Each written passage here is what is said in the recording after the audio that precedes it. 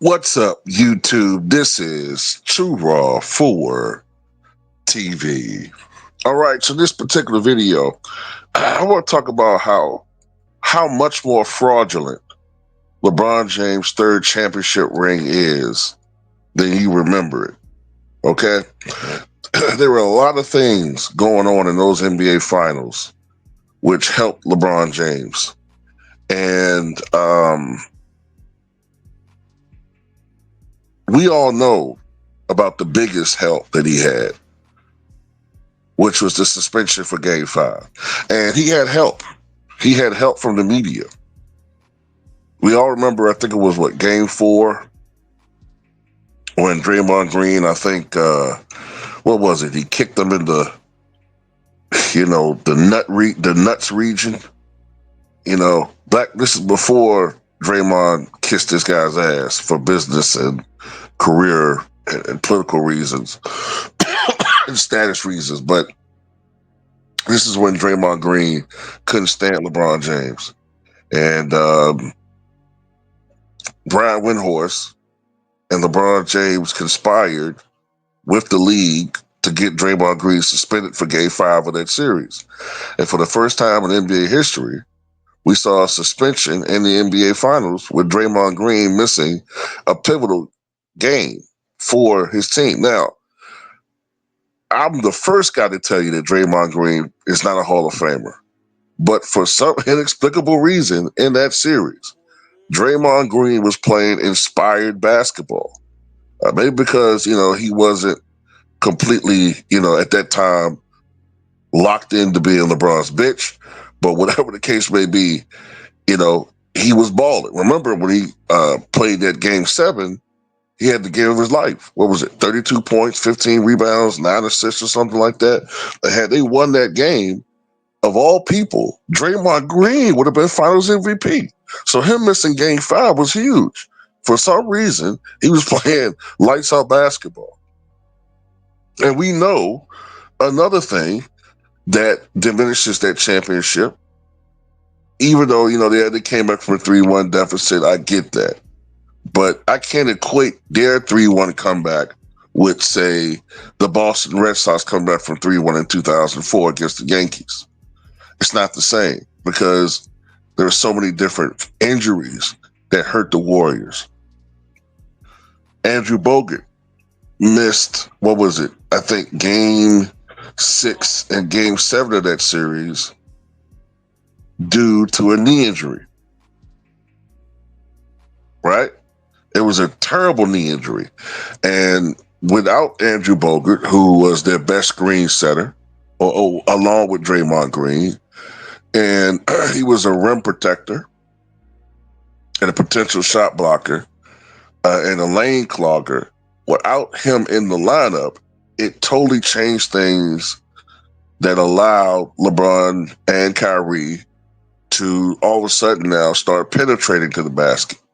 That opened some things up for them offensively to the point where, if I remember, I think Kyrie averaged, I think it was didn't he average almost 40 points a game the last 2 games of that series or something like that? I've looked at numbers.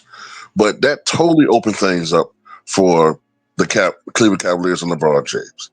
Another thing that gets forgotten is that Andre Iguodala hurt his back during Game 6 of that series.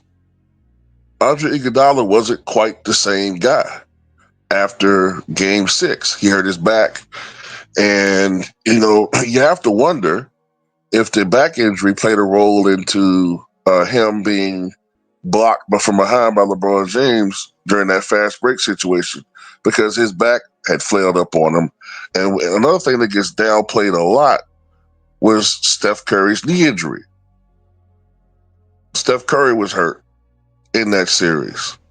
And, he was not the same Steph Curry. He wasn't playing anywhere near of the level of the Steph Curry that we have seen during the regular season, when he was averaging 30 points a game, first ever unanimous league MVP. I think it's the year that he nailed 400 threes. during the regular season. He shot 50% from the floor, 45% from three, over 90% from the line. Historic efficiency, historic production, phenomenal year. Led the league in steals. Just won his second league MVP. And that's the year that he was starting to have Michael Jordan comparisons. But he didn't look anything like that in the finals, largely because of the fact that he was hurt. And let's not forget that Harrison Barnes, now this isn't necessarily due to injuries, but Harrison Barnes, after game 4, totally forgot how to shoot the fucking basketball. So all of these negative things happening to the Golden State Warriors, and they still narrowly lost that game in that series. As a matter of fact, remember, LeBron James choked the free throw. If it wasn't for Kyrie Irving down the stretch, remember that he choked one of those free throws? If it wasn't for Kyrie Irving nailing that championship winning shot, they would have lost that game, and we'd be looking at this whole thing totally differently. We're looking at LeBron James' career in a totally different light. He would be now, instead of 4-6, 3-7. He would have he would have never won a series at all against Steph Curry in the NBA Finals. He'd be what, 4-0?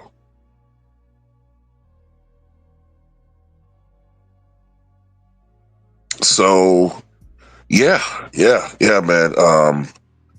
It took all of that cheating.